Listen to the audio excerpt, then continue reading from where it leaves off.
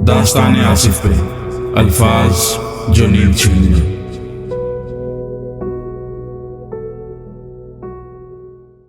वो इतवार की सुबह थी।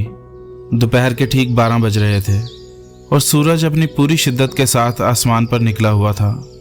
दरख्तों के साए तेज थे, परिंदे शोर मचा रहे थे, लेकिन इस सब के बीच वो घर खामोश था। क्रिस्टी ने गाड़ी से निकलकर दरवाज़ा बंद किया और चंद लम्हे वहीं खड़ी होकर अपने नए घर को गौर से देखती रही। 2 मंजिला, सफ़ेद रंग, बड़ी बड़ी खिड़कियाँ। ऐसा घर जिसे हासिल करना हर किसी का ख्वाब होता है। क्रिस्टी खुश थी, बहुत खुश। फिर भी दरवाज़ा खोलने से पहले उसके दिल में एक अजीब सा बोझ उतर आया। ऐसा एहसास जैसे कोई अनदेखी चीज़ उसे अंदर जाने से रोक रही हो। वो झिझकी, फिर दरवाज़ा खोला और अंदर दाखिल हो गई। दरवाज़ा बंद होते ही जैसे दुनिया रुक गई। सड़क का शोर, परिंदों की आवाज़ें, सब खत्म। खामोशी इतनी गहरी थी कि क्रिस्टी को अपनी सांसों की आवाज़ सुनाई देने लगी। फिर एक बू, नामालूद, भारी, बिल्कुल वैसी जैसे बारिश के बाद कब्रिस्तान की मिट्टी से उठती है। शायद घर काफ़ी दिनों से बंद था। उसने खुद को तसल्ली दी और अपने कमरे की तरफ बढ़ गई। पहली रात सबसे अजीब थी। क्रिस्टी बेड पर लेटी छत को देख रही थी। छत बिल्कुल सादा थी, मगर फिर भी उसे यूं महसूस हो रहा था जैसे कोई उसे देख रहा हो। घड़ी की टिक टिक हद से ज्यादा तेज लग रही थी। अचानक टिक टिक रुक गई और उसी खामोशी में फर्श पर किसी के चलने की आवाज आई, जैसे कोई नंगे पांव आहिस्ता आहिस्ता चल रहा हो। क्रिस्टी ने सांस रोक ली। कदमों की आवाज दरवाजे के पास आकर रुक गई। दरवाजे के नीचे से एक स्याह सा साया गुजरा। तुम जाग रही हो क्रिस्टी? ये सुनकर वो डर गई। वो चीखना चाहती थी मगर आवाज उसके गले में ही मर गई। जिस्म मफलूज था, नजरें दरवाजे पर जमी रहीं और ना जाने कब नींद उसे अपनी लपेट में ले गई। अगली सुबह सब कुछ नॉर्मल था। खूबसूरत सुबह, ताज़ा हवा और परिंदों की आवाजें जैसे कुछ हुआ ही ना हो। क्रिस्टी ने खुद को समझाया कि यह सब उसका वहम था। शायद थकन ज्यादा हो गई थी। वो बाथरूम गई, आईने में खुद को देखा, सब ठीक था। फिर उसने दांत साफ करने के लिए झुककर नल खोला। जब सीधी हुई तो आईने में वो मुस्कुरा रही थी, जबकि क्रिस्टी के होंठ बिल्कुल साकित थे।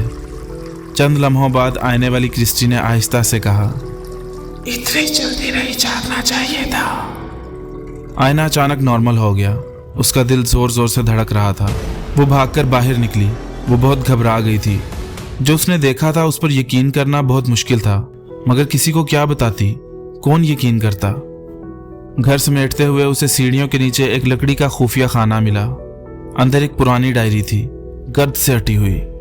पहले सफ़े पर लिखा था, क्रिस्टी डे 1, आज मैं इस घर में आई हूँ और मुझे लगता है कि ये घर मुझे जानता है।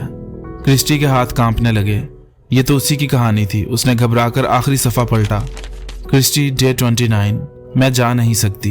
ये घर मेरी आवाज़ बन गया है। अगर कोई ये पढ़े तो घर के दरवाजे और खिड़कियां बंद रखे। उसी लम्हे पूरे घर की बिजली बंद हो गई।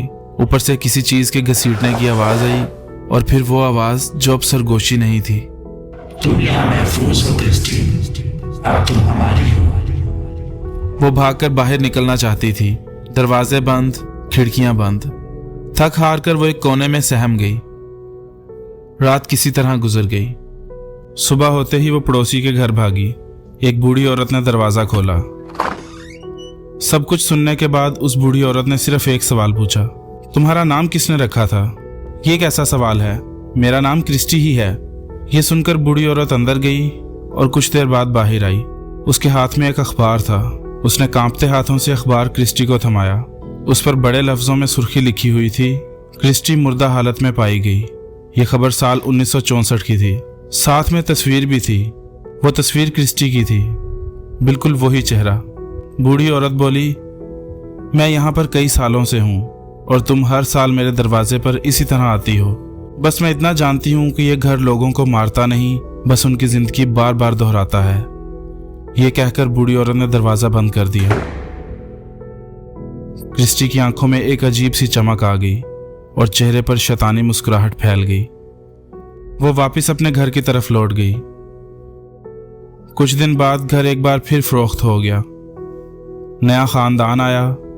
उनकी बेटी आईने के सामने खड़ी थी।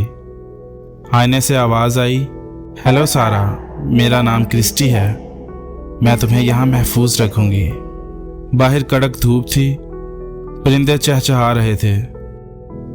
और घर मुस्कुरा रहा था।